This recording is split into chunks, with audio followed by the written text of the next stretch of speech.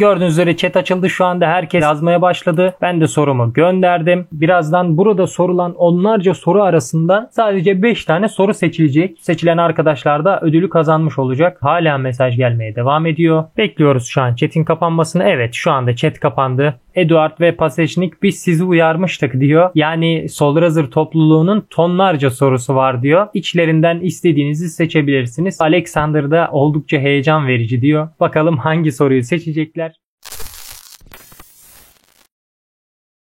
Herkese selamlar arkadaşlar. Bir farklı video ile daha beraberiz. Bu videomuzun konusu ama, yani ask me anything. Bana istediğini sor. Ama kelimesini illaki duymuşsunuzdur. Şimdi ben size bu ama nedir? Amalara nasıl katılırız? Amalarda soracağımız sorular nasıl seçilir? Ve para ödülünü nasıl alırız? Bunlardan bahsedeceğim. Şimdi sizlerle beraber canlı olarak Solrazr'ın düzenlemiş olduğu Arenum amasına katılacağız ve bu amanın nasıl işlediğini kontrol edeceğiz. Hemen Telegram sayfasını açıyorum. Gördüğünüz üzere Solrazr Official Community'de yaklaşık 2 dakika önce sohbet kapatıldı. Chat muted yazıyor. Yaklaşık 5 dakika sonra amanın başlayacağını yazdılar. Ödül havuzunun $500 olduğunu, birazdan Arenum takımının buraya geleceğini, 2 tane co-founder'u var. Onlar buraya gelecek ve sorulan soruları cevaplayacaklar. Bunun öncesinde Solrazr ekibi Arenum co-founder'larına, yani Arenum projesinin sahiplerine birkaç tane soru soruyor genelde. Yani projenizi tanıtır mısınız? Kendinizden bahseder misiniz gibi birkaç tane önemli soru soruyor ve bu sorular cevaplandıktan sonra hemen buradaki sayfaya ilerlediğimiz zaman 24 saat sonra grupta Arenum'un aması düzenleneceğine dair bir bilgi var. Co-founder'lar Eduard'la Alexander gelecek diyor. Solrazr Telegram Community kanalında olacağından bahsediyor. Sorularınızı burada paylaşabilirsiniz yazıyor.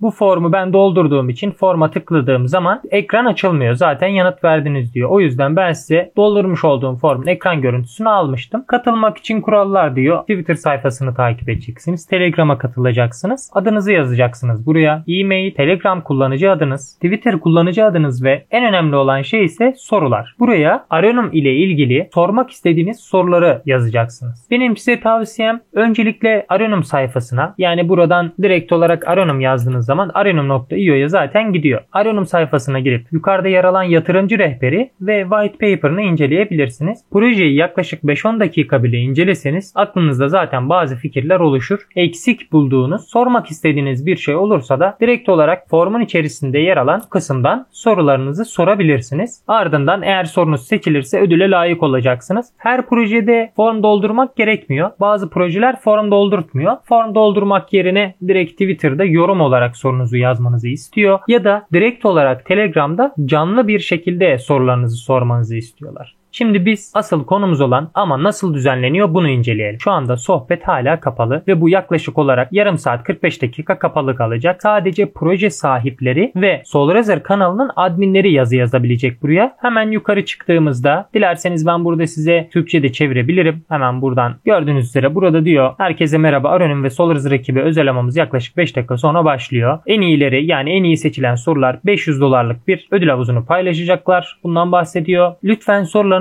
bekletin diyor. Arenum ekibinin soruları seçip yanıtlaması için sohbeti daha sonra açacağız diyor. Ben bunu size de anlatacağım zaten. Öncelikle proje hakkında bazı önemli bilgiler burada paylaşılıyor. Bakın burada kendileri de belirtmiş zaten. Solrazr adminleri Arenum kurucu ortaklarına hızlı bir şekilde birkaç tane soru soruyor. Yani Eduard ve Alexander'a birkaç tane soru soracaklar. Ardından bu sorulardan sonra az önce göstermiş olduğum formun içerisinde, ben size ekrana da bunu paylaşırım zaten. Oradaki formda sorulan sorulardan en iyi 5 tane soru seçiyorlar ve o soruları da ödüllendiriyorlar. O sorular da cevaplandıktan sonra sohbet 3 ya da 5 dakikalığına açılıyor. Oraya hızlı bir şekilde sorularınızı sorduktan sonra sohbet tekrardan chat'e kapatılıyor. Proje sahipleri yine o sorulan sorulardan en iyi 5 tanesini seçiyor ve o seçilen sorular da aynı şekilde ödüle layık oluyor. Şimdi biz hepsini canlı canlı göreceğiz zaten. Burada bazı kurallar da oluyor tabii ki. Farklı birinin sorusunu kopyalayanlar diskalifiye ediliyor. Daha önce sorulmuş farklı bir soru varsa onu yazanlar diskalifiye ediliyor. Herhangi bir etiket koyarak soru paylaşanlar diskalifiye ediliyor. Bunlar da zaten amayı düzenleyecek olan adminler tarafından bildiriliyor.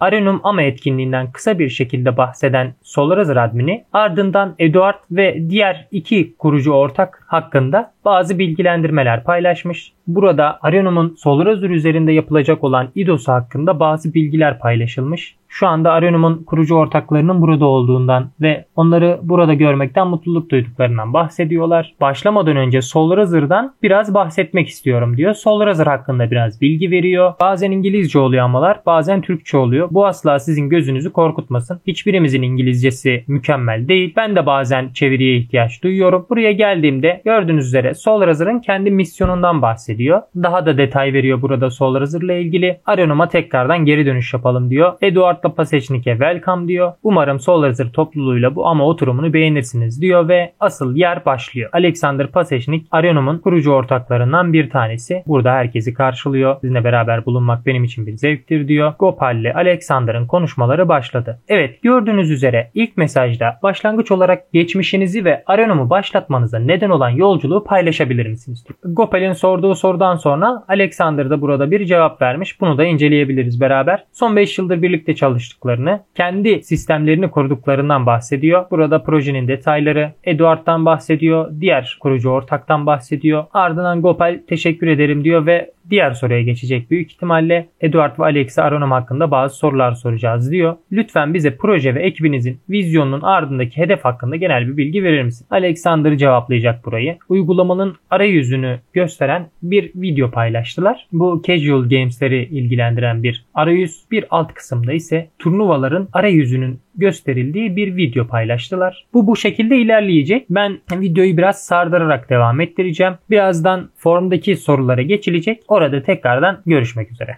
Asıl bizi ilgilendiren kısım şimdi geldi. Solrazer admininin yazdığı mesaja bakacak olursak Google Form'dan önceden seçtiğimiz topluluk sorularına geçelim diyor. Ödül kazanan ilk soru belli olmuş. Hemen buradan kontrol ediyoruz sorunun ne olduğunu. Bundan sonra soracağımız sorularda nasıl bir yol izleyeceğimizi buradan da anlayabiliriz. Daha önceki sorulan ama sorularına bakabiliriz. Mesela burada ne demiş? Blockchain endüstrisinde son zamanlarda oyun oynama ve para kazanmak istisi altında birçok oyun çıktı ve neredeyse hiçbir zaman iyi bir oynanışa veya hikaye anlatımına sahip değiller. Arenum'dan nasıl bir oyun deneyimi bekleyebiliriz? Önceden deneyime sahip bir oyun geliştirme ekibiniz var mı? Gerçekten bu arkadaş girip Arenum projesini incelemiş ve inceledikten sonra farklı oyunlarda görmüş olduğu bir eksiği dile getirmiş ve Arenum'da da böyle bir şey bekleyebilir miyiz? Yani Arenum'un oyun deneyimi nasıl olacak? Gerçekten güzel bir oyun deneyimine sahip olacak mıyız Arenum oynarken diye bir soru sormuş ve Solrazer adminleri de bu soruyu seçmiş. Tebrik ederim arkadaşı, gayet güzel bir soru sormuş. Şimdi Alexander bu soruya cevap verecek ve ardından formdan seçilen diğer sorular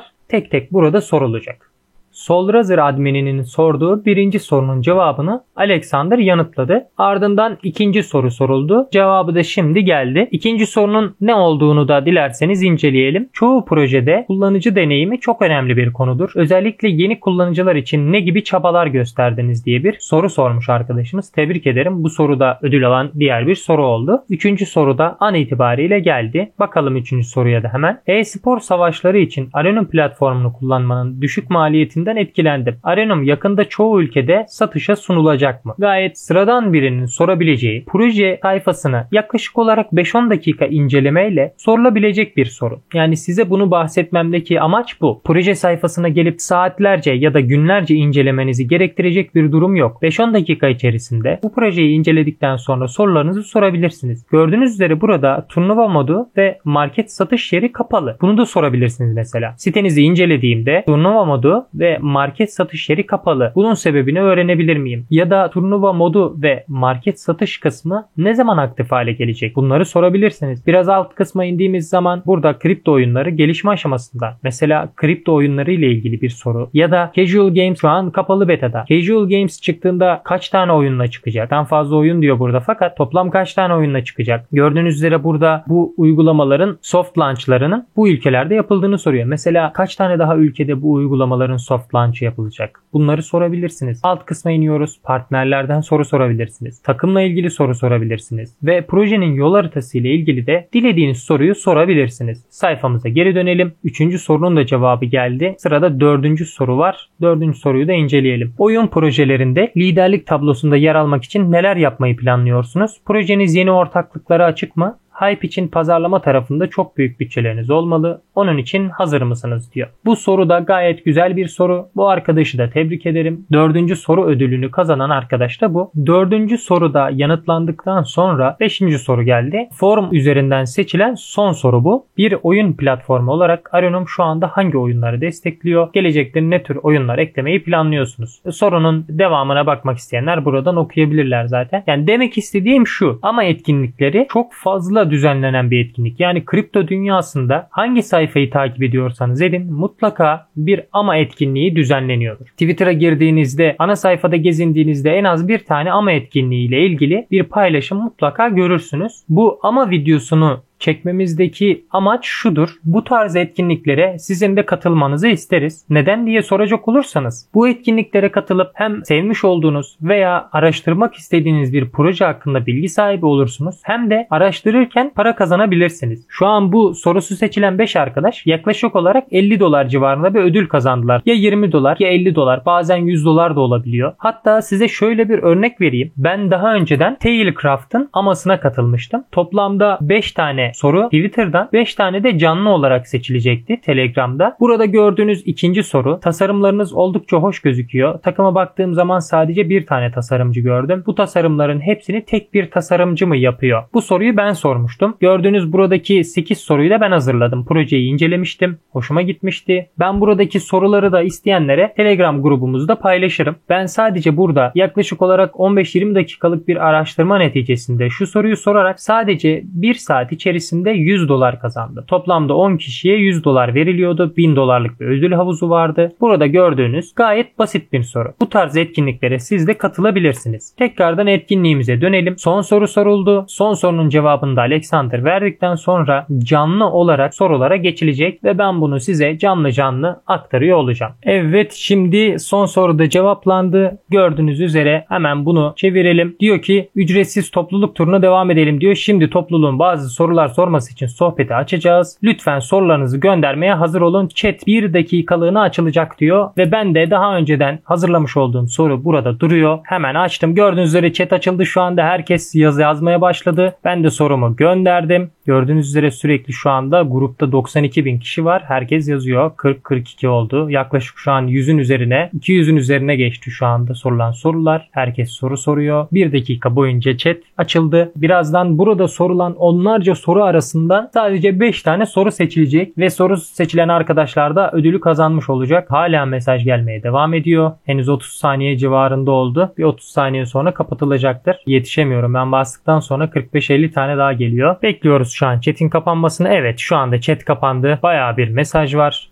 Gopal şu anda yazdı. Hemen birlikte okuyalım. Sorular için teşekkürler. Şimdi Eduard ve Alex'in topluluk içindeki en iyi soruları seçmesine izin vereceğiz diyor. Bekliyoruz bakalım hangi sorular seçilecek. Bakalım kimin sorusu seçilecek. Evet, şu anda Gopal, Eduard ve Pasechnik biz sizi uyarmıştık diyor. Solrazır topluluğunun tonlarca sorusu var diyor. İçlerinden istediğinizi seçebilirsiniz. Size kalmıştır diyor. Burada Alexander da oldukça heyecan verici diyor. Bakalım hangi soruyu seçecekler. Katılan herkese bol şanslar diliyorum ben şimdiden. Şu anda bir tane soru cevaplandı. Hemen üstteki soru cevaplanmış. Ne sormuş bir bakalım. Yeni kripto olmayan kullanıcıları çekmek için stratejiler neler olurdu? Bu yeni kullanıcılar için ilk yatırım ne kadar olur? Herhangi bir kısıtlama olacak mı? Gibi bir soru yöneltmiş. Biz bu soruyu incelerken ikinci bir soru da cevaplandı. Hemen ne sorusu sorulmuş ona bakalım. Yol haritasında ileride herhangi bir NFT planınız veya entegrasyonu var mı diye bir soru yöneltmiş. Bu arkadaşın sorusu da seçilen sorular arasında olduğu için o da ödüle hak kazanmış oldu. Bir soru daha yanıtlandı. Yanıtlanan soru ise şu. Hemen bakalım. Jetonlarınız nasıl dolaşımda ve toplam arzınız nedir? Kısacası bize tokenemik hakkında bilgi verebilir misiniz diyor. Bu soruda seçilen sorular arasında arkadaşı tebrik ederiz. Seçilen 4. soru ise budur. Ambassador programınız var mı? Varsa ne gibi avantajları var? Bunu öğrenebilir miyim diye bir soru sormuş. Onu da tebrik ederiz. Evet, son soru da cevaplandı. Sorunun ne olduğuna buradan kontrol edebilirsiniz. Solrazır admini Gopal, topluluğumuza ve Arenum kurucu ortağı Eduard ve Alexander'a teşekkür ettiklerini, harika bir ama etkinliği geçirdiklerinden ve İdo lansmanında sizlere iyi şanslar dilerim diyor. Ardından herhangi bir kapanış konuşmanız var mı diye Pasechnik'e sordu.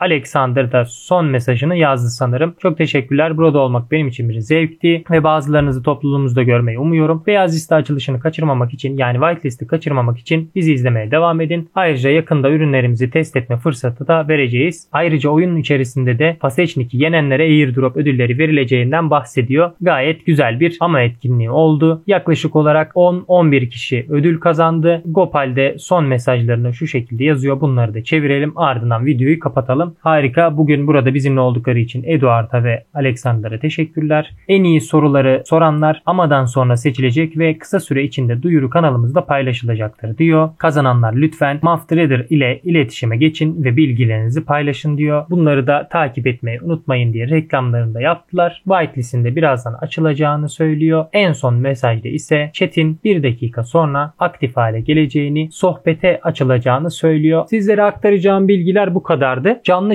AMA'ya nasıl katılırız? AMA nasıl işler? AMA etkinliği nedir? Bunlardan bahsettik. Nasıl sorular sorabileceğinizi, hangi soruların seçilebileceğini, soru sormanın şartlarından da bahsetmiş olduk. AMA'sı düzenlenecek olan herhangi bir projenin ana sayfasına girdiğiniz zaman 5-10 dakikalık bir inceleme ile birkaç tane soru ortaya çıkarabilirsiniz. Ve bu sorularınızı da AMA etkinliğinde sorarak yukarıda kazanan arkadaşlar gibi sizler de para ödülü kazanabilirsiniz. Eğer bu videoyu faydalı bulduysanız videoyu beğenmeyi ve bize destek olmak için kanalımıza abone olmayı unutmayın. Destekleriniz için teşekkürler. Bir sonraki videoda görüşmek üzere. Hoşça kalın.